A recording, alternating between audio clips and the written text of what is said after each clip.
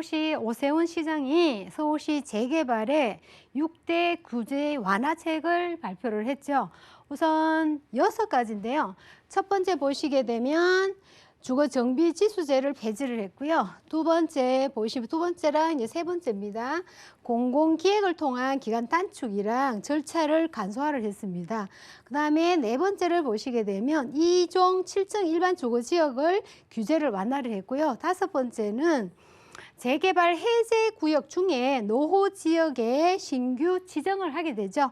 여섯 번째 보시게 되면 매년 재개발 구역을 지정을 공모를 한다고 합니다.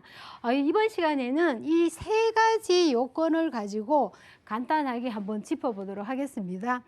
우선 주거 정비 지수제 폐지란 어떤 것인지 알아보도록 하겠습니다. 우선 재개발을 하게 되면 첫 번째 주민의 동의율과 두 번째는 노후도죠.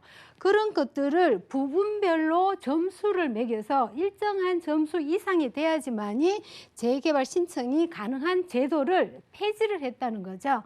그 다음에는 사실 이 제도는 15년도 전 박원순 시장 때에 도입된 제도인데요.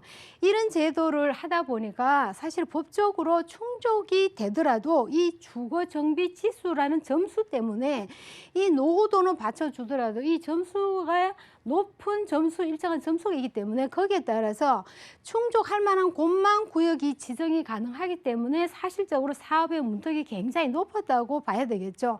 그런데 현재는 법적 요건만 충족하게 되면 구역 지정이 가능하다 이렇게 보시면 되겠고요.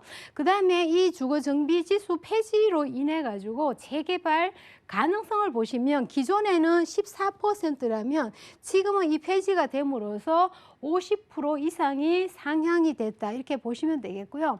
그 다음에 두 번째는 공공기획을 통해서 기간 단축이나 절차가 굉장히 간소화가 됐는데요.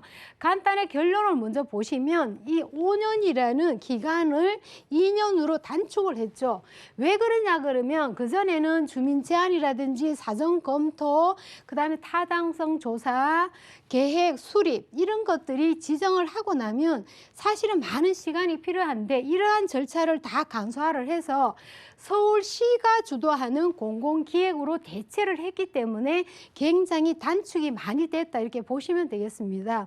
그 다음에 사전 타당성 조사 단계에서 보통 재개발을 하게 되면 주민들이 동의가 굉장히 필요한데 이 미리 재개발을 지정하다 보면 이 재개발에 대한 주민들이 굉장히 반발이 심하죠. 그렇기 때문에 초기에 주민에 대한 이러한 의견들, 갈등을 최소화하기 위해서 이 동의라는 주민 동의를 10%에서 30% 증가를 함으로써 그 절차, 사전 타당성 조사라든지 이런 것들을 다 생략을 하게 되는 거죠.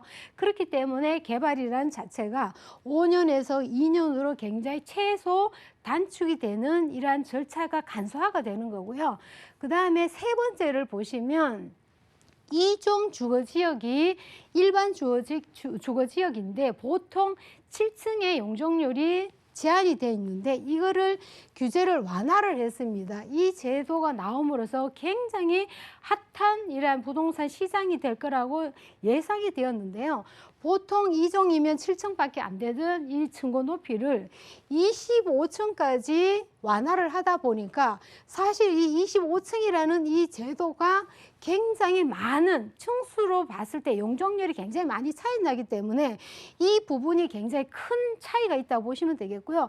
전체 서울시에서 2종 주거지역을 보시면 보통 한 61%를 차지하는데 그 61%가 7층의 규제 제한을 받고 있었다 이렇게 보시면 되겠죠.